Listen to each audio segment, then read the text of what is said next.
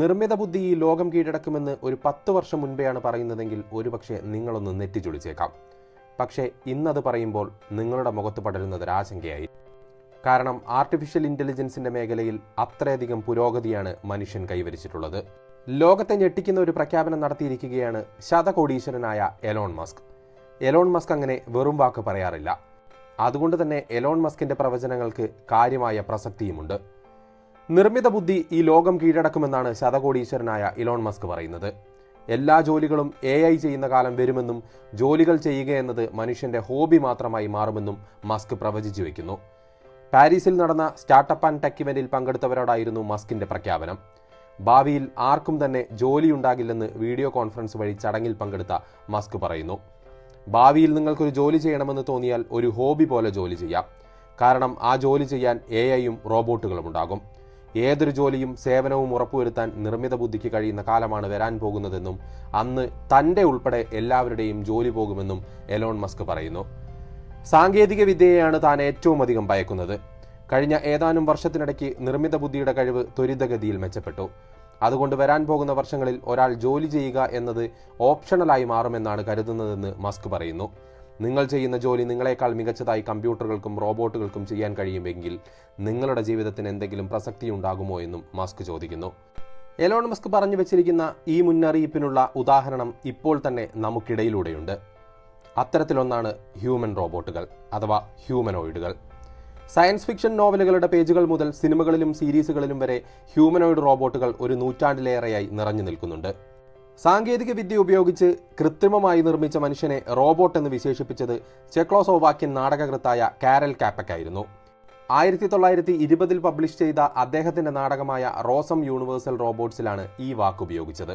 Robot എന്ന വാക്ക് കൂടുതൽ ജനകീയമാകുന്നത് science fiction എഴുത്തുകാരനായ ഐസക് അസിമോവിന്റെ കൃതികളിൽ കൂടിയാണ്.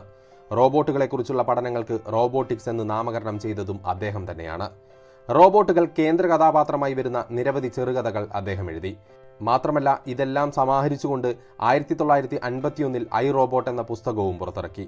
ശാസ്ത്രജ്ഞർ ഇത്തരം ഹ്യൂമനോയിഡ് റോബോട്ടുകളെ നിർമ്മിക്കാനുള്ള ശ്രമങ്ങൾ ഇതിന് ഏറെ മുൻപ് തന്നെ തുടങ്ങിയിരുന്നു എന്നുള്ളതാണ് സത്യം. ഇന്ന് മനുഷ്യരെ പോലെ നടക്കുകയും ഓടുകയും ചിന്തിക്കുകയും സംസാരിക്കുകയും ഭാരിച്ച കായികാധ്വാനം വേണ്ട പണികൾ എടുക്കുകയും ഒക്കെ ചെയ്യുന്ന റോബോട്ടുകൾ സയൻസ് ഫിക്ഷൻ നോവലുകളുടെ പേജുകളിലും സിനിമയിലും മാത്രം ഒതുങ്ങുന്ന ഒന്നല്ല. കഴിഞ്ഞ പതിറ്റാണ്ടുകളായി റോബോട്ടിക്സ് സാങ്കേതികവിദ്യയിലെ വലിയ മുന്നേറ്റങ്ങൾ അതിശയിപ്പിക്കുന്നതാണ്. റോബോട്ടിക്സ് രംഗത്തെ ഈ ടെക് ബൂം ഒരു കാലത്ത് അതിശയകരമായി നാം നോക്കിക്കണ്ടിരുന്ന ഈ സൃഷ്ടികളെ മുൻപെങ്ങുമില്ലാത്ത വിധം യാഥാർത്ഥ്യത്തിലേക്ക് അടുപ്പിച്ചിരിക്കുകയാണ്. മനുഷ്യന്റെ ചലനത്തെയും ചിന്തകളെയും അനുകരിക്കാനും പരിതസ്ഥിതിയുമായി ഇടപഴകാനുമുള്ള അവരുടെ കഴിവുമാണ് ഹ്യൂമനോയിഡുകളെ അത്ഭുതമാക്കുന്നത്. വരും കാലങ്ങളിൽ ആരോഗ്യ സംരക്ഷണം മുതൽ വിദ്യാഭ്യാസം വരെയും അതിനുമപ്പുറവും നമ്മുടെ ജീവിതത്തിന്റെ വിവിധ തലങ്ങളിൽ വിപ്ലവകരമായ മാറ്റങ്ങൾ കൊണ്ടുവരാൻ ഹ്യൂമനോയിഡ് റോബോട്ടുകൾക്ക് സാധിക്കുമെന്നത് നിഷേധിക്കാനാവാത്ത വസ്തുത തന്നെയാണ്. Sophia, Atlas, Ameca, Pepper, Nao, ടെസ്ലയുടെ ഒപ്റ്റിമസ് ജെൻ 2 തുടങ്ങിയ അത്യാധുനിക ഹ്യൂമനോയിഡ് റോബോട്ടുകൾ നിരവധിയാണ്. നിലവിൽ മികച്ച സേവനങ്ങൾ നൽകാൻ ഇവരൊക്കെ പ്രാപ്തരാണെങ്കിലും കമ്പനികൾ ഇവരുടെയൊക്കെ പ്രവർത്തനങ്ങൾ എങ്ങനെയൊക്കെ മെച്ചപ്പെടുത്താമെന്നുള്ള ഗവേഷണത്തിൽ തന്നെയാണ്. ആരോഗ്യ സംരക്ഷണം, വിദ്യാഭ്യാസം, വയോജന പരിചരണം, ഉപഭോക്തൃ സേവനം, വിനോദവും സാമൂഹികവുമായ ഇടപെടലുകളും തുടങ്ങി ഹ്യൂമനോയിഡ് റോബോട്ടിക്സ് രംഗത്ത് കാര്യമായ മുന്നേറ്റങ്ങൾ നടന്നുകൊണ്ടിരിക്കുന്ന കാലമാണിത്. ChatGPT, ജെമിനി, കോപൈലറ്റ് തുടങ്ങിയ AI ചാറ്റ് ബോട്ടുകളുടെ ജനപ്രീതിയോടെ ഇത്തരം സാങ്കേതികവിദ്യയുടെ ഭാവിയെക്കുറിച്ച് നിരവധി ആശങ്കകളും പ്രതീക്ഷകളും ഉയരുന്ന സമയം കൂടെയാണ്. വ്യക്തമായ നിയന്ത്രണങ്ങളില്ലെങ്കിൽ ഭാവിയിൽ AI മനുഷ്യരാശിക്ക് ഭീഷണിയാണെന്ന് ഈ രംഗത്തെ ചില വിദഗ്ധർ വാദിക്കുന്നുണ്ടെങ്കിലും നിർമ്മിത ബുദ്ധി മനുഷ്യജീവിതത്തിന്റെ ദൈനംദിന പ്രവർത്തനങ്ങളുടെ ഭാഗമാകുന്നതും അതിന്റെ ഭാവി സാധ്യതകളെക്കുറിച്ചും ചിന്തിക്കുമ്പോൾ ടെക് ലോകം ഒന്നാകെ ആവേശത്തിൽ തന്നെയാണ്. എലോൺ മസ്ക് പറഞ്ഞതുപോലെ നിർമ്മിത ബുദ്ധി നമ്മുടെ ജോലികൾ തട്ടിയെടുക്കുന്ന കാലം വിദൂരമല്ല. നമുക്കിടയിൽ ഹ്യൂമനോയിഡ് റോബോട്ടുകൾ നടന്നു തുടങ്ങുന്ന കാലവും വിദൂരമല്ല. പിന്നെ ഒരൊറ്റ കാര്യം മാത്രമുള്ളത്, മനുഷ്യൻ നിർമ്മിച്ചത് മനുഷ്യരാശിക്ക് തന്നെ ഭീഷണിയാവില്ല എന്നുള്ള വിശ്വാസത്തിൽ നമുക്ക് ഭാവിയെ കരുതിയിരിക്കാം എന്നുള്ളത് മാത്രമാണ്.